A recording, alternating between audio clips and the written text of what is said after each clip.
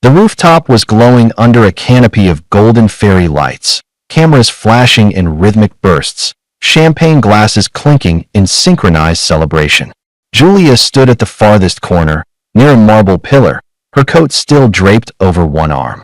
She hadn't meant to stay long, just long enough to show face, to smile politely, to leave unnoticed, but what she saw shattered her. Adrian, the man whose whispers still lingered on her pillow, was now down on one knee, his hands trembling slightly as he presented a diamond ring the size of a coin. Across from him stood Alina Gray, the supermodel with glacier blue eyes and a face so symmetrical it barely looked real. Cheers erupted. Alina feigned surprise, then smiled for the cameras. Like she'd rehearsed it. Julia didn't clap. Couldn't dot if this story resonated with you. Subscribe to the channel and like, spread the word, and tell us where you're watching from. Just 3 weeks ago, Adrian had kissed her goodbye in that very rooftop elevator, whispering that he'd call her after his investor meeting.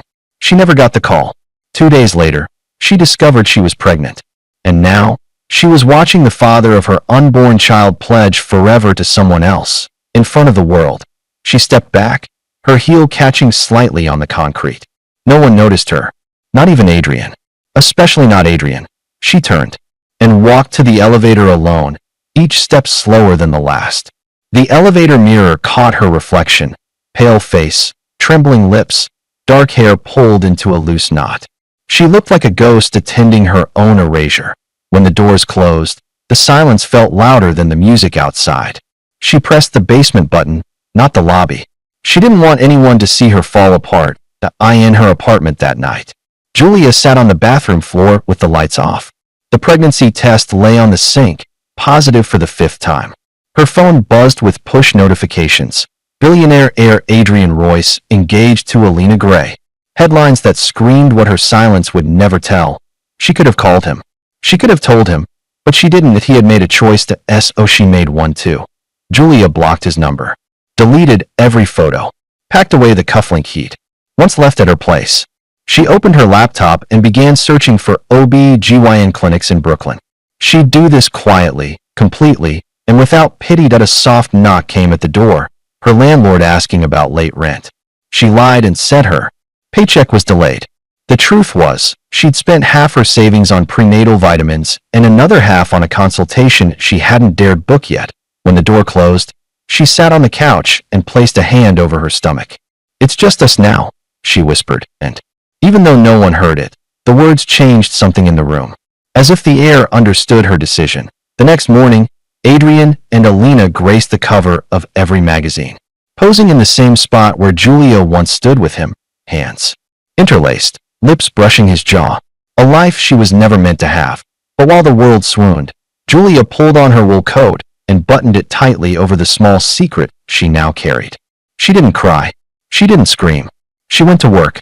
She walked into the office where no one knew, answered emails no one would remember, and hid morning sickness between bathroom breaks. She avoided elevators, skipped meetings, and trained herself not to flinch when anyone mentioned Adrian's name. The babies, she would later learn, grew quietly inside her. And as Julia smiled politely and kept moving, no one noticed the woman who had just been erased was slowly becoming someone new, someone stronger, someone who would return. The clinic smelled like disinfectant and lavender hand lotion. Julia sat stiff in a paper gown, her hands folded tightly over her stomach, as if trying to hold something in, fear, maybe, or disbelief. A nurse smiled at her kindly before slipping out. Then the door creaked open again, and in walked Dr. Patel, ultrasound wand in hand, eyes warm but focused. "Let's take a look, shall we?" she said gently, clicking on the monitor. Julia nodded, the gel cold against her skin as the wand slid into place. A moment passed. Then another. Then Dr. Patel blinked. Repositioned. Zoomed in. Julia's heart pounded. Is something wrong? The doctor didn't speak immediately. Instead, she tilted the monitor and gave Julia a look equal parts amazement and caution. "There are 4 heartbeats," she said finally. Julia stared. Sorry. Did you say 4? Dr. Patel nodded. "Quadruplets." The room spun. Not 1. Not 2. Julia sat frozen as the thudding on the monitor filled the silence. like a chorus of tiny drums playing their entrance into her world. "Do you have a partner who should be involved in this decision?" the doctor asked gently. Watching her face, Julia's jaw tightened. "No," she said. "Just me." Outside the clinic, the winter sun was too bright. She held the sonogram images in her trembling hands, lines and shadows barely decipherable to her untrained eyes. But the caption written in neat black ink below them made it impossible to ignore. Baby A, Baby B, Baby C, Baby D.4 souls. 1. Woman. Julia didn't cry. She couldn't afford to. She walked past the coffee shop where Adrian once held her hand. Past the boutique where Alina's face now hung in a perfume ad. Past the bakery where she once imagined picking up cupcakes for a gender reveal. All those dreams now felt like someone else's. That night, her best friend Ava called. "Come over. I made pasta and I don't want to eat it alone again." Julia hesitated, fingers hovering over the keyboard. She'd typed and deleted the same message for 3 days. "I'm pregnant." But this wasn't a conversation she could have with wine or garlic bread. "Can't tonight," she typed instead. "Working late." She lied to protect herself. If no one knew, no one could pity her or ask about him. Across the city, Adrian stepped into a newly built mansion with Alina on his arm. A chandelier the size of a car hung above their heads. Marble floors gleamed beneath velvet shoes. Staff buzzed around them, unpacking imported boxes with monograms and crystal stemware. Alina laughed as she pointed to the indoor pool. "Imagine the magazine shoot here." Adrian smiled but didn't answer. For a second, his mind drifted, not to Julia, but to a moment months ago when she had made him scrambled eggs at midnight after a business pitch went wrong. No makeup, no flash, just warmth. He shook the thought away. "I need to call the contractor," he said, walking upstairs to a room he would later call an office but never use. Back in her apartment, Julia placed the sonogram on the refrigerator door and stared at it. Her hands trembled. Panic sat like a weight in her chest. She whispered their names, but only in her head. No one else would know them. Not yet. Not until she was ready. She turned off the light, sat in the quiet, and made a promise to herself and to the 4 lives growing inside her. They would never beg for love, not like she did. The mansion sat like a crown atop the hill, gated, guarded, glossy. From a distance, it was everything the tabloids promised, luxury redefined. But inside, beneath chandeliers and curated smiles, the air was colder than the marble floors. Alina walked barefoot across the master suite, silk robe floating behind her like mist. She called out, "Adrian?" Her voice echoed against the vaulted ceiling. No answer. Again, she found him on the terrace, staring at the cityscape, drink in hand, eyes far away. "You're quiet again," she said softly, wrapping her arms around his waist. Adrian didn't flinch. "Just tired." "You've been tired for weeks." She paused. Was it too soon? The engagement? The move? He turned slightly. "Don't do that." "Do what?" "Make me the villain when nothing's wrong." That's when she knew something was wrong. But Alina, trained to smile through cameras and critics, simply pressed her lips to his back and whispered, "Okay," even as a chill ran down her spine. Downtown, Julia's life moved at a different pace. The fluorescent lights at the diner flickered endlessly as she wiped tables with aching wrists. She worked until midnight most nights, then limped to the subway, clutching her stomach discreetly. 5 months in, and the weight of 4 lives inside her pressed harder every day. Her body was a battlefield, sore, stretched, swollen, but her silence was armor. A manager once asked about the tightness of her uniform. She lied, said she was just bloated. No one suspected she was hiding a pregnancy, let alone at home. She unbuttoned her coat, revealing a belly that could no longer be ignored. Her small studio apartment looked more like a storage closet now. Diapers, formula samples, hand-me-down clothes from a community center, and a mattress on the floor where she finally collapsed each night. The physical exhaustion was relentless, but it was the emotional kind that left bruises. She had recurring dreams, Adrian reaching out to her, only for her to wake to an empty room. Sometimes she whispered his name in her sleep. Sometimes she cursed it. She kept a notebook by her bed, names she considered for the babies, notes from appointments, lists of things she couldn't afford. One page simply read, "He lied. I survived." Back in the mansion, Alina scrolled through her phone while a hairstylist curled her platinum locks for an interview. The headline read, "Power Couple of the Year?" She laughed bitterly. After the stylist left, Alina opened a private browser tab and searched Adrian Roy's ex-girlfriend. A few articles popped up, one with a blurred photo of Julia next to him at a charity gala from 2 years ago. Nothing recent, nothing useful. She glanced across the room where Adrian sat scrolling his phone. "Do you ever think about her?" she asked. That he didn't look up. "Who?" "Julia." A pause, then, "Why would I?" Alina stared at him for a long time. No reason. But his answer was too fast. That same evening, Julia lay on a medical cot, eyes closed, for in her arm. The doctor's voice was calm but firm. "You're dehydrated. And your blood pressure is unstable. You need rest, Julia. Not just work. Real rest." "I don't have time," she whispered. "Or help." The doctor hesitated. "Are the fathers involved?" Julia turned her head away. She wouldn't tell anyone, because this wasn't a story of shared parenting or co-parenting. This was a story of survival, of a woman building strength while the man who abandoned her built illusions. The monitor beeped steadily beside her. Julia made herself a silent vow. If he could forget them this easily, she would never let them remember him. The hospital room smelled of antiseptic and something faintly floral, probably whatever detergent they used, on the sheets. But to Julia, it smelled like fear and resolve. She lay still, sweat-drenched and exhausted, staring at the ceiling tiles while machines beeped softly around her. The delivery had been long, complicated, terrifying. But now it was over. They were here, all 4 of them, tiny, fragile, real. 2 girls, 2 boys. She couldn't find the words to describe the moment she heard the first cry, let alone the 4th. It had felt like the air itself cracked open, letting in something sacred and overwhelming.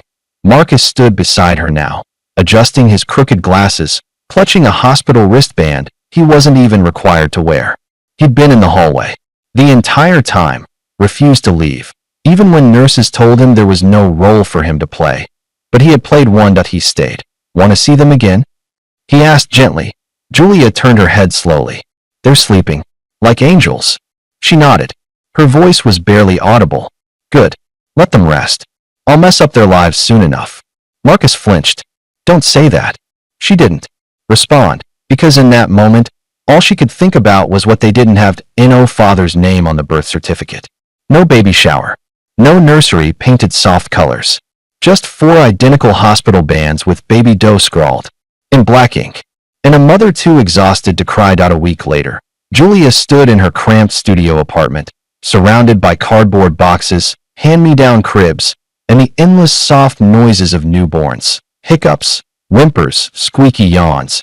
Each crib sat in a tight row like soldiers in formation, their names still tentative, still private. She moved from one to the next, adjusting blankets, checking tiny fingers. "It's just us," she whispered. "You don't need anything else." But her body betrayed the lie. Aching, hollow, sleep-deprived. Her bank account was emptier than her fridge. Diaper packs were rationed like wartime supplies. Marcus dropped off groceries when he could, but she refused more help. She couldn't afford the weight of pity. Across the city, Adrian was trying on tuxedos in a mansion bedroom larger than Julia's entire apartment. He stood before a mirror while a tailor fussed over sleeve lengths. Alina entered, holding a champagne glass. "Everything's ready for the wedding," she said. "Press included." Adrian nodded absently. Alina stared at his reflection. "You don't look excited." "I'm tired." "Again?" She tilted her head. "Adrian, is there something I should know?" He turned, forced a smile. "There's nothing." But deep down, something nagged at him. A quiet thought he never fully let surface. A silence he had ignored too long. Back in the apartment, Julia stared at a medical bill she couldn't pay. Then at a landlord's warning note on the door. Then at her children. All 4 sleeping, all unaware of what kind of world they had been born into. She picked up one baby, her smallest boy, and rocked him slowly, back and forth. "No father," she whispered. "But you've got me." And, somehow, in that moment, she didn't feel like less. She felt like all. A knock came at the door. It was Marcus, holding a box labeled Diapers, Donation Center.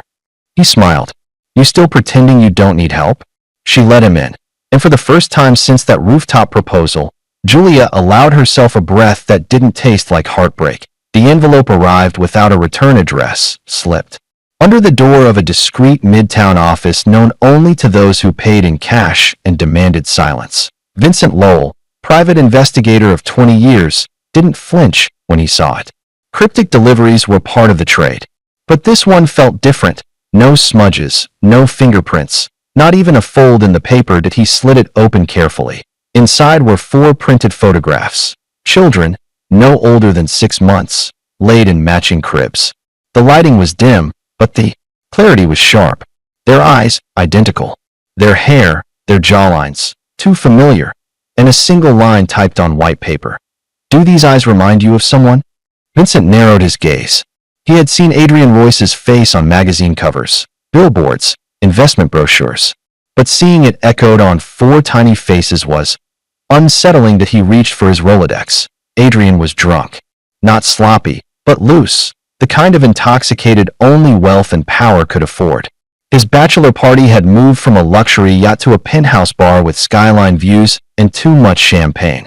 Laughter echoed as his friends toasted him with gold-rimmed glasses. Women in designer gowns moved like shadows around them. Adrian leaned back, sipping whiskey, when a hotel staffer approached with a small black envelope. Left for you downstairs, sir, he said. Adrian frowned. From who? No name. He turned the envelope over. Sealed. No logo. No handwriting. Just weight. Enough to mean something. He opened it. Inside was a single piece of parchment paper with thick black ink, neatly printed. You left something behind. That was it.no signature. No photos. No threat. But something about the sentence. Stabbed deeper than he expected, he looked around the room, suddenly uneasy. Everything okay? One of his groomsmen asked, slapping his back. Adrian forced a grin. Yeah, just some prank. But he folded the paper and tucked it into his inside pocket instead of throwing it away. Across the city, Julia was rocking one of the babies in the dim glow of her apartment window. The other slept quietly. She hadn't sent anything, hadn't broken her silence. But someone had. She didn't know who. Not Marcus. He had sworn to keep her secret. Not the clinic. They had no reason. And yet, she felt it in her chest like a pressure drop before a storm. Something was moving. The quiet would not hold forever. Back in his office, Vincent enlarged the photos under a magnifying lens. He had worked paternity cases, tracked mistresses, uncovered secrets buried deeper than city archives. But this felt messier. More dangerous. That he typed Adrian Royce plus previous relationships into his encrypted server. Up came Julia Donovan, marketing assistant, former employee, attended events with Adrian for almost a year, disappeared from social circles. No public statement, no drama, just gone. Until now, Vincent exhaled slowly and picked up his phone. There were patterns in this city. Some people bought silence. Others buried it. But babies? They had a way of screaming the truth. The Royce estate was draped in ivory silk and imported orchids, the driveway lined with luxury vehicles and curious press vans parked discreetly across the road. Cameramen adjusted lenses behind hedges. Guests sipped champagne in designer gowns. It was the wedding of the year, and Adrian Royce's crowning moment. Inside the mansion, Alina stood before a full-length mirror, her custom Valentino gown cascading in soft ripples. Her hair was pinned high, every strand secured with a crystal clip. She turned slightly and smiled, but it didn't reach her eyes. Adrian hadn't spoken much that morning. He was pacing the west hallway when she last saw him, tugging at his cufflinks like they were shackles. She told herself it was nerves. She told herself a lot of things lately. At the estate gates, the guards shifted as a woman approached slowly, her pace deliberate, her coat plain. But what made them pause wasn't her. It was the 4 toddlers clutching her hands, each one dressed in neat but worn clothes. Each one eerily identical. 2 girls, 2 boys.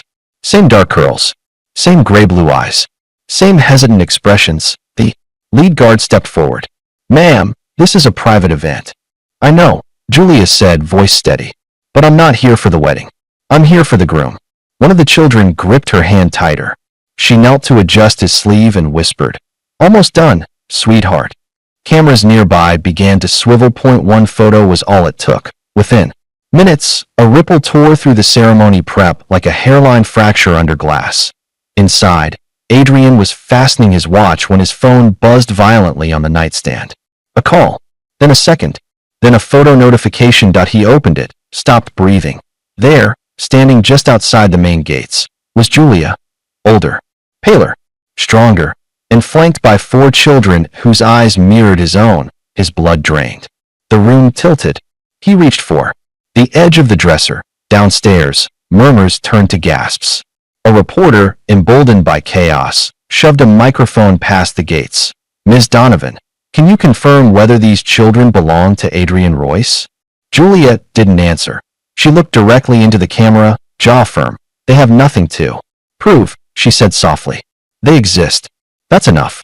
The footage aired before the ceremony even began. Alina stood on the marble staircase, bouquet in hand. As her assistant rushed over with a phone screen shaking in her grip, she read the headline. Royce wedding interrupted by mystery woman and 4 children. Possible paternity scandal? Her mouth opened slightly, then shut, somewhere in the pit of her stomach. The doubts she'd buried for months erupted all at once. Adrian stormed outside, guards scrambling behind him. "Julia," he breathed, stepping through the gate like he was crossing into another lifetime. She didn't speak, just motioned toward the children. They stared up at him, confused, quiet, watchful. He bent down, unsteady. The smallest girl stepped behind Julia's leg. The boy on the right tilted his head. Adrian whispered, "Are they?" Julia pulled a manila envelope from her coat pocket. "DNA test results," she said, handing it over. "And no, I'm not here for money or headlines. I'm here because one day they'll ask who their father is. And I want to be able to say I gave him the chance to answer that himself." She turned to leave, but the children hesitated as she bent down, kissed each one on the head, and took their hands again. Adrian stood frozen. The wedding music began faintly inside the house, but he no longer heard it. The sun had lowered behind the hills, casting a golden hue over the Royce estate. Guests remained inside, whispering over canapes, while the bride-to-be refused to come down from the upstairs suite. But outside, near the garden courtyard, silence pressed like a lid on boiling water. Adrian stood alone under a wrought iron gazebo, the DNA envelope still clenched in his hand. Footsteps crunched across the gravel. Julia approached slowly, her coat now open, revealing a worn blouse and jeans that didn't quite fit anymore. She looked like someone who hadn't rested in months. And yet, she held herself taller than ever. Adrian finally spoke. "Why now?" She studied him for a moment. "Because I waited long enough." He glanced toward the children playing quietly by a low wall, watched by Marcus from a distance. "You expect me to believe they're mine?" She didn't blink. "No, I expect you to read the papers I gave you." "I'm not even sure those kids look like me," he said, voice quieter now. "You could have, don't finish that sentence," she cut in, calm but final. He looked at her again. Really looked. The woman in front of him wasn't the one he remembered. Shy, hopeful, always soft-spoken when he snapped or disappeared for days. This woman looked like she had built armor out of silence. "You said you loved me," Julia said. "Remember that night in the elevator after the charity gala? You said you couldn't imagine a future without me." "I was drunk." "No," she said. "You weren't. You were selfish. There's a difference." She took a step closer. Her voice still level, no anger, just facts. "I took 4 buses to every prenatal appointment. I bled once in the 5th month and thought I was going to lose them. I worked double shifts until my feet swelled. I sold my grandmother's ring to pay the delivery bill. And I rocked each of them to sleep alone every night while your face was plastered across magazines holding champagne in one hand and her in the other." Adrian opened his mouth, then closed it. "Do you know what it feels like," she continued, "to hear your name in the news while warming up dollar store formula for the children you never even tried to meet?" "I didn't know, Julia." "You didn't ask." Silence settled between them. "I could have destroyed you," she added. "Sold the story. Gone viral. But I didn't. Because despite everything, I wanted to give you the chance to be a father. Not a paycheck. A father." Adrian swallowed hard. Glancing again at the children, one of the boys was crouched, drawing lines in the dirt with a stick. The other clutched a toy car. The girls whispered to each other in a language only twins understand. They don't know me, he said, barely above a whisper. They know love, Julia replied. That's more than enough. He looked down at the folder in his hand. If this is real, it is, she said, stepping back. But you still have a choice. You can read the truth, or keep pretending you're someone you're not. Either way, I've done my part. Adrian looked up, but Julia was already turning away. The children looked up at her. Mama, can we go now? She nodded and gathered their small hands in hers. Adrian didn't follow. He just stood there as they walked down the gravel path together. 5 shadows stretching across the stone, fading into dusk. That it started with a blurry photograph. Julia at the gates of the Royce mansion, for children at her side, and Adrian frozen in place, staring like he'd seen ghosts. The photo was uploaded anonymously, but by the next morning, it had exploded across every platform. Hashtag Roy Scandal, hashtag Quadfather. Hashtag From Groom to Dad Morning Talk shows dissected every frame. Tabloids speculated timelines. Gossip influencers posted theories with side-by-side photos. Baby faces matched to Adrian's jawline, eyebrows, even dimples. Alina watched from her makeup chair in silence as a hairstylist replayed the clip on her tablet for the 5th time. She's not even that pretty, Alina muttered. She looks like a schoolteacher with 4 knockoff strollers. The assistant raised an eyebrow but stayed silent. Later that day, Alina finally broke her own silence. With venom in a public statement posted to her 13 million followers, she wrote, "Let's not pretend this woman isn't a gold digger who waited until the night before my wedding to stage a dramatic entrance with look-alike children. If Adrian made a mistake in his past, we'll handle it privately. But this is manipulation." It backfired. Commenters flooded her post with backlash. You don't shame a mother for showing up with the truth. We see who the real manipulator is, and it's not Julia. Children are not PR pawns. The next day, Julia sat on a folding chair across from a local journalist in a small studio. She wore a plain blue blouse and no makeup. Her voice was soft, her answers measured, but the emotion in her eyes was unmistakable. Why did you bring the children to the wedding? The reporter asked. I didn't know it was the wedding day. I just knew where he lived, and I needed him to see what he'd ignored. And why keep silent for so long? Because I was afraid that people would think exactly what she said, that I wanted something. She paused, her eyes damp. I don't want his money. I wanted him to see them. That's all. The interview, quietly uploaded to YouTube, went viral within 48 hours. Julia's raw honesty drew sympathy, especially when she ended with, I never asked him to stay. I just asked him to acknowledge they exist. Public opinion shifted fast, and just as the tide turned, an even bigger wave crashed in Anonymous. Email hit the inbox of a tabloid journalist. Attached was a scanned contract. Hush money, paid from a Royce Holdings offshore account to a private clinic. Dated 2 months after Julia's last known public appearance. The clinic's name? Newbrook Reproductive Options. An abortion provider. The note attached to the leak was brief. He paid her to make the problem disappear. She didn't. And now he's pretending he never knew. The story broke within hours. Model citizen or monster man. Inside Adrian Royce's dirty past, Adrian's PR team scrambled, issuing denials, citing doctor documents. But the leak had teeth, timestamps, routing numbers, signatures. Too real to dismiss. That a former assistant, who quit 2 years ago, came forward anonymously. He panicked when Julia told him, said it would ruin his brand. I was asked to handle the wire transfer. The internet erupted. Julia, meanwhile, stayed quiet. She turned off her phone, unplugged her laptop, and sat on the floor of her apartment while her children slept, unaware of the storm swirling outside. She had spent years silenced. Now the world was speaking for her. The courtroom buzzed, with tension before the judge even entered. Press had been barred, but whispers still leaked like smoke under a closed door. A billionaire fighting for custody of 4 previously unacknowledged children. Everyone had chosen a side, even before opening statements. Julia sat at the respondents' table, hair pulled back, wearing a simple gray dress. No makeup, no dramatics, just exhaustion masked with quiet resolve. Her lawyer, a legal aid volunteer named Lillian Chung, sat beside her with a file almost too thin for a case this public. Across the room, Adrian looked immaculate. Tailored suit, charcoal tie, perfect posture. His high-powered attorney, Dean Kessler, towered behind him like a blade. The judge entered. Everyone rose, and the performance began. Kessler opened strong. Mr. Royce acknowledges his past silence. But he has come forward now, ready to be the father these children deserve. Meanwhile, Miss Donovan lives in a one-bedroom apartment, relies on food donations, and has no reliable income.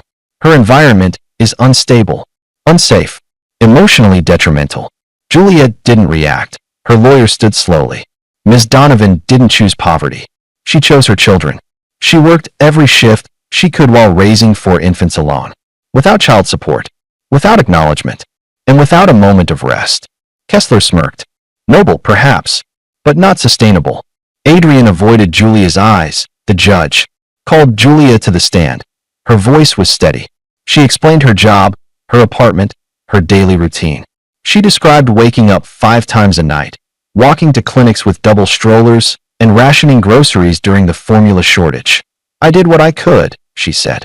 I did everything. Kessler stood. Why didn't you inform Mr. Royce immediately after the birth? Julia paused, because he had already made a decision when I told him I was pregnant. He called it an inconvenience. Then he vanished. Kessler raised a brow. Do you have proof? Julia shook her head. No recordings. Just memory. He turned toward the judge. Exactly. Then Marcus took the stand. He adjusted his sleeves nervously and avoided Adrian's gaze. Mr. Hill, Kessler said. You're a personal friend of Ms. Donovan? Since high school. Are you romantically involved? No, Marcus said firmly. Never have been. And yet you were present during the birth, helped raise the children, delivered groceries. Because someone had to, Marcus interrupted. The courtroom murmured. Let's clarify, Kessler snapped. You claim to have witnessed Mr. Royce's reaction to the pregnancy? Marcus exhaled. Yes. I was there the night Julia told him. She was crying. He told her to make it go away and left. And why didn't you come forward before? Because it wasn't my story to tell, Marcus said, glancing toward Julia. But now it's about the kids. Kessler went quiet. Lillian stood. Your Honor, we request that this testimony be entered as evidence of emotional abandonment and refusal of initial paternity responsibility. The judge nodded. Adrian's jaw tensed, but he said nothing. That afternoon, the judge returned with her decision. In reviewing both testimonies and financial evaluations, she began. The court acknowledges Mr. Royce's recent efforts to step forward. However, the children's well-being has been sustained, despite extreme hardship, by Ms. Donovan, who has shown consistent commitment, emotional stability, and parental responsibility. Adrian stared ahead. Full custody is granted to Ms. Donovan. Supervised visitation rights are allowed to Mr. Royce, pending a 6-month evaluation period. A gavel struck. It was done. Julia let out a breath she hadn't realized she was holding. Outside, reporters swarmed. Julia shielded her face. Marcus held the stroller. The babies slept through the noise. Adrian stood on the courthouse steps, tie loosened, expression blank as flashbulbs lit his fall from grace. The morning after the verdict, headlines filled every feed. Royce loses custody battle amid scandal. Model Alina Gray leaves humiliated billionaire fiancé from power couple to courtroom collapse. Adrian sat alone in his penthouse apartment. Curtains drawn, phone silenced. The silence that once felt luxurious now throbbed like a wound. His lawyer's voice still echoed in his head. Supervised visitation. No control. No redemption in the press. He turned on the television and muted it. Images of Julia flashed. Across the screen, walking with the children, holding a press statement she never delivered. She had stayed silent even in victory. Across the scrolling news banner, one sentence lingered. She never asked for money, only acknowledgement. Adrian looked at the visitation calendar pinned to his fridge. His first visit was in 3 weeks. 2 hours. Public location. A social worker present. He rubbed his temple and poured himself a drink, then poured it out. Julia stood at the park bench, watching the twins tumble across the grass like sunlit shadows. The girls clutched dandelions. The boys raced in loops around the slide. Their laughter rose above the hum of traffic and melted into the sky. It had been 2 weeks since the trial. The calls had slowed. The interviews faded. Her name no longer trended. And for the first time in years, she didn't feel like she was bracing for impact. She felt still, Marcus sat beside her, sipping iced tea from a paper cup. You okay? Julia nodded. I think so. You don't look happy. It's not happiness, she said, watching her children with soft eyes. It's air. I can finally breathe. He leaned back, nodding. They look like him. I know. You hate that. Julia thought for a moment. No. I hate that he gets to see himself in them, without ever earning it. Marcus didn't reply. He didn't need to point. 3 days later, a luxury black SUV pulled up beside a community center in Queens. Julia stood waiting, arms folded, heart pounding in a rhythm she pretended didn't affect her anymore. Adrian stepped out, dressed down in jeans and a white button-up. His face was thinner. Older. He looked at her, really looked. Hi, said, unsure. Julia offered a quiet nod. Inside, a social worker greeted them, clipboard in hand. Just 2 hours today? You'll stay in the playroom. I'll observe from the other side of the glass. Adrian nodded stiffly, then turned toward the door. The 4 children were inside, stacking blocks, chasing toy trains, giggling in a swirl of innocence. He hesitated, then stepped in. Julia watched from the hallway. No longer angry, just distant, guarded. She stayed until the timer beeped. When Adrian emerged, his hands were empty, but his face was no longer blank. It carried something unfamiliar. Grief, maybe, or recognition. He opened his mouth, but Julia spoke first. You don't get to undo the years, she said quietly, but you can stop wasting the ones ahead. He nodded and left. That weekend, the children played in the same park again. Sunlight laced through the trees like ribbon. Their laughter filled the air. Julia sat beneath an oak tree, a novel unopened in her lap. Her eyes trained on 4 little miracles she'd raised without a script, without support, without apology. The breeze rustled the leaves above her. For the first time in a long time, she didn't feel forgotten. She felt free.